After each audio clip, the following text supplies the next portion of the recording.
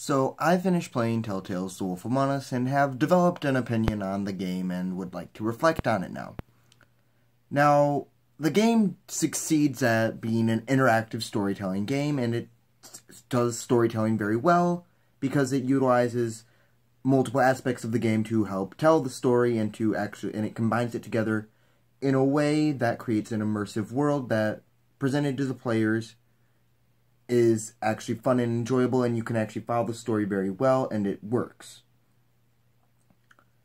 So, one of the reason that the game works very well is the fact that it uses a choice mechanic right off the bat when it's introduced to the players.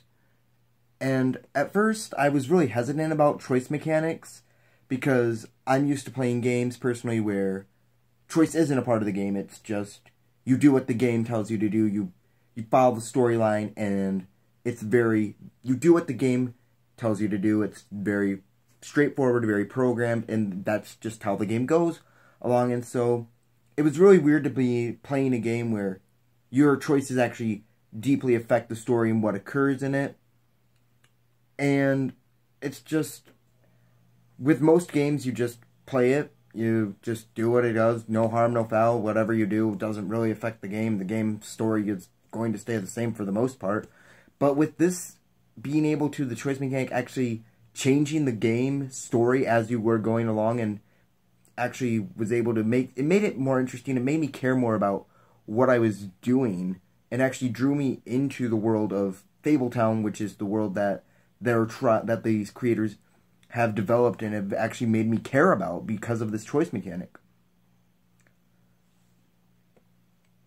I was starting to actually think more about how I would react in certain situations to what was going on in the game, than whether or not, oh, this is obviously the right choice, this is the good moral choice, or, ooh, this is a fun choice that I should go with. I was starting to think, if I actually were Bigby Wolf, and someone were to do this to me, or I was put in this situation, what would I do? Would I take the more aggressive route? Would I be compassionate? Would I try to use charm my way out of it? And so it caused me to actually start thinking of my truthful reaction aside to just the good reaction.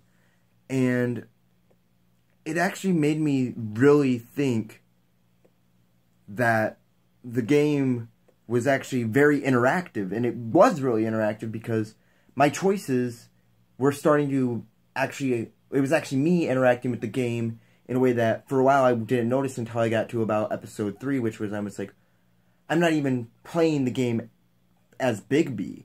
I am Joe, but in the game I was just being referred to as Bigby. It was still my choices. I was in the game, just they were referring to me as this character, Bigby Wolf, and that really worked as a good storytelling method, was having the character being drove by the player and the player's choices driving the narrative. And it wasn't just me manipulating the character by the end of the game and by anything at all means. It was so much more than just that. And even because of me not just playing this character, it became more interested in the world of Fabletown as a whole instead of just the main objective in the story, the main objective story. It was just, I would start investigating and exploring these other parts of the world and doing choices to get more information on other characters and other people in Fabletown that might not necessarily have to do with the main story, but to me they were interesting to actually look into and actually care about and actually do something with them as characters. And as a player, immersing myself in this world was so much fun, and they made the world all part of this one big story, and it was just amazing that they were able to do that.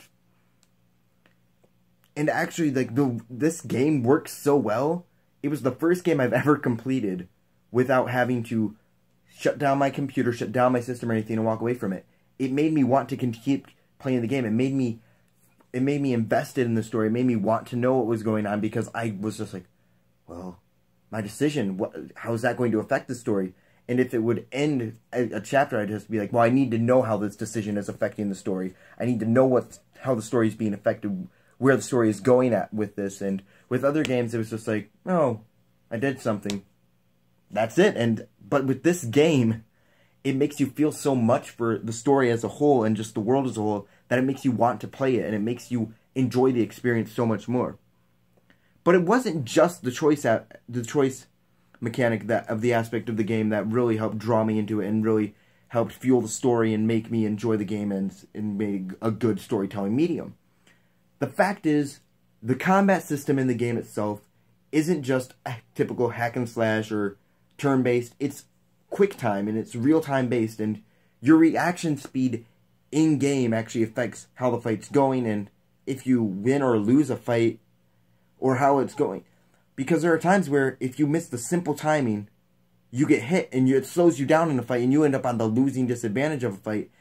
And actually the outcome of a fight and the performance of a fight itself helps so much more in telling the story too, because the game knows how you actually performed in the fight and the characters interact with you based on your performance too. I mean, and there aren't a lot of games that do this, because most games, no matter if you were at 1 or really close to dying when you win the fight, you come out of the fight and there's a cutscene where everyone is treating you like you went in and you were a god compared to whoever you fought. In this game, it doesn't do that. It tells the story of what actually happened in the fight, whether or not it was a close fight or a long fight, and what you did at the end of the fight, and it actually gave you options on what to do. You can, for example, there's one fight where you can either let a guy go or you can rip his arm off.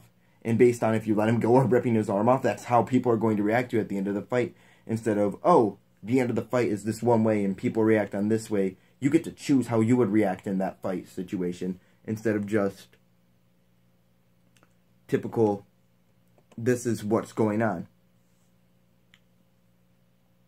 And while playing this game, it actually made me feel a sense of urgency for when I was actually in combat with these other characters, and made me feel like I need to make these decisions fast. I need to do this. I need to interact with these characters. I need to complete this fast enough to where I can actually, to where the story will actually go in a way where it can be told in a way that doesn't make it seem convoluted. And the game does that. It does a very good of making sure the story is not convoluted in this. And just the interactions of this, both the choices and the combat mechanics, makes the game's storytelling capability so much better. And it makes it actually tell a very well immersed story. And it just does so much more for the actual game. But the whole thing is, and it's an amazing way to actually tell a story within a game and work well. And it is an example of good storytelling within games. But it's not it's not per se the right way to tell stories without games. It's a formula that works for this format of games, these Telltale games, and it works for them, and they were able to tell good stories by using these mechanics, and are able to create a good storytelling medium throughout these mechanics. And that is what makes the game so actually enjoyable, is it tells a good story, but it also lets you tell the story at the same time.